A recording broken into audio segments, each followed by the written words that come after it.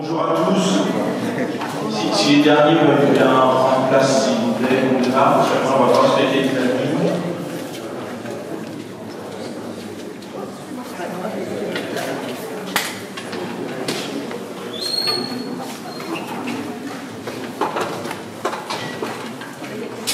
Bonjour à tous. C'est avec une grande fierté que j'ai le plaisir d'ouvrir cette journée dans ma région.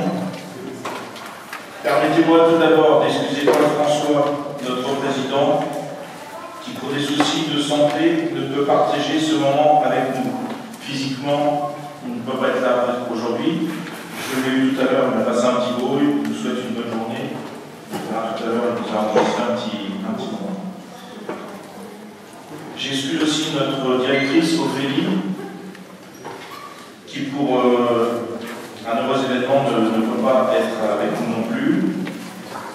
Et aussi quelques parlementaires. Je ne vais pas faire beaucoup d'excuses, mais il y a quelques parlementaires qui œuvrent actuellement à nos côtés, certains depuis un bon petit moment, qui ne peuvent pas être avec nous parmi nous aujourd'hui, que je souhaite excuser. Nicole Bonnefoy, Bernard Jomier, Delphine Bateau et Dominique Potier, qui travaillent avec nous sur le fonds d'indemnisation des victimes actuellement. Je voudrais tout d'abord vous présenter notre association, parce que probablement qu'un grand nombre d'entre vous ne nous connaissent pas vraiment.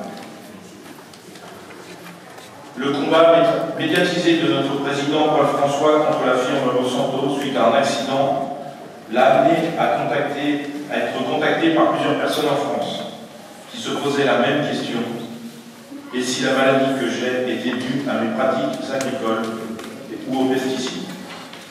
D'autres, parfois, avaient déjà entamé des procédures pour se faire reconnaître en maladie professionnelle sous le conseil de leur médecin.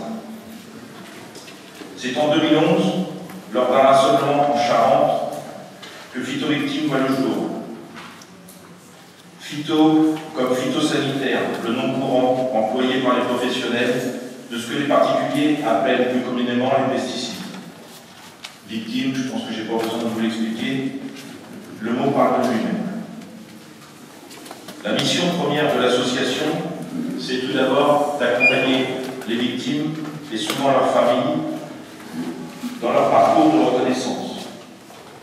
C'est souvent un très long chemin semé de difficultés.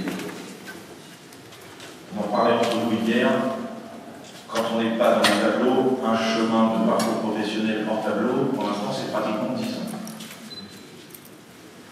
Car vous devez aussi combattre d'abord la maladie, et vous ne pouvez parfois plus travailler. Les organismes parfois refusent votre prise en charge, car aujourd'hui, seule la maladie de Parkinson et le lymphome non hodgkinien sont présentes dans les tableaux de reconnaissance professionnelle sur le régime agricole. Nous intervenons aussi sur la prévention dans les établissements scolaires agricoles pour sensibiliser les jeunes aux risques liés aux produits. Et il est d'ailleurs fréquent de trouver encore des témoignages de pratiques agricoles qui nous semblent être d'un autre âge. Des enfants scolarisés de 15 ou 16 ans qui font encore le jalon plein de certains travaux professionnels, alors que les parents pulvérisent. C'est des pratiques qu'on voit quasiment dans toutes les interventions qu'on fait. On se demande comment ça peut encore exister aujourd'hui.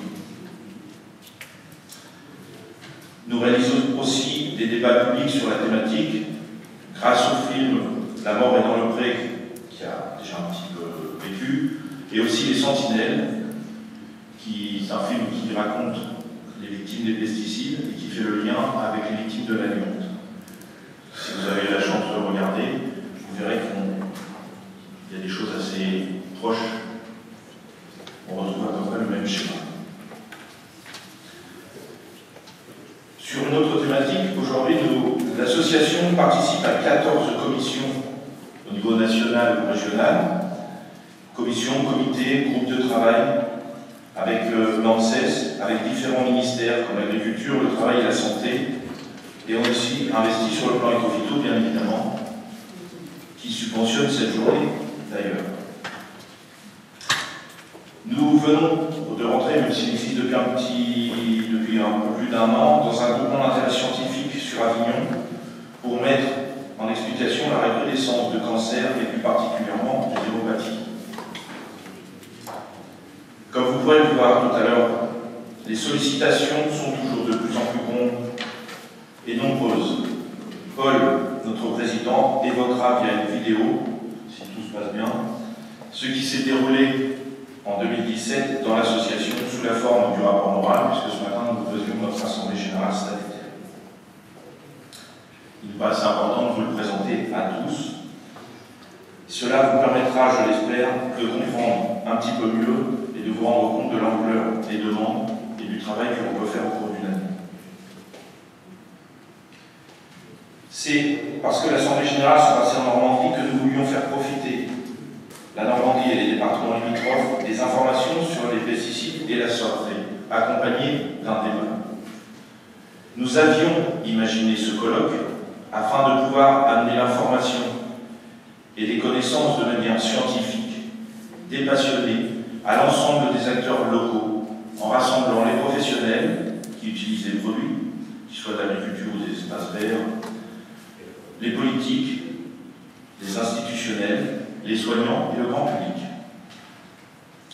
Le tout dans un respect des idées de chacun, je le dis, j'y tiens. Seul un dialogue constructif peut être riche de solutions, contrairement parfois à certains raccourcis médiatiques qui ne sauront pour personne. Fort de nos réussites de médiation entre producteurs et riverains, à Libourne, en pleine grande zone de Grand Coupe bordelais, et à notre participation pour la charte des bonnes pratiques dans les vergers du Limousin, j'ai donc proposé cette démarche ici sur la région afin de devancer d'éventuels conflits en mettant en place ce colloque. Nous avons la chance de ne pas être dans des zones où il existe des conflits entre les riverains et les professionnels qui utilisent les pesticides. C'est peut-être pas lieu d'attendre, peut-être mieux devancer les choses. Vu nos engagements nationaux, il a été très facile de pouvoir réaliser ce challenge grâce à des partenaires qui nous connaissent de longue date et qui travaillent avec nous régulièrement. J'en profite d'ailleurs pour les remercier d'avoir accepté de passer la journée avec nous et de nous faire part de leur expérience. Malheureusement, je ne peux que déplorer le manque d'enthousiasme et d'engagement de nos élus et de nos responsables politiques, professionnels, pardon. Je ne veux pas que ce soit ceux qui soient présents dans la salle qui le prennent pour eux, que les choses soient claires. Mais malheureusement, je suis obligé de le constater. Cela montre bien à quel point le sujet reste très sensible et encore tabou dans nos campagnes. Nous, on le sait depuis longtemps, c'est aussi pour ça que beaucoup de malades préfèrent souvent se taire. Pour rester positif, je vous remercie tous ceux qui sont présents aujourd'hui pour faire évoluer le contexte, en espérant vivement que vous trouverez des réponses à vos questions. Je voudrais remercier l'ensemble de nos administrateurs, qu'ils soient présents ou non, et les relais locaux pour leur engagement. Ça tombe bien, ils ont dû se mettre tous sur la même lignée, si vous voulez bien vous lever, que les gens vous visualisent. Les administrateurs et les relais locaux, s'il vous plaît.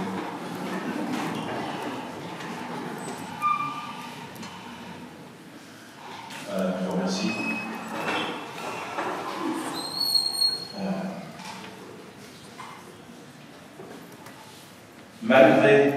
Par rapport à leurs engagements, malgré la frustration parfois de certains de ne plus pouvoir aller au bout de leur envie, rattrapés par la maladie. C'est aussi cela une association de malades. Mais c'est sans faille que nous pouvons compter sur l'immense travail et le dévouement de nos salariés, que j'ai le plaisir à remercier publiquement. Emma.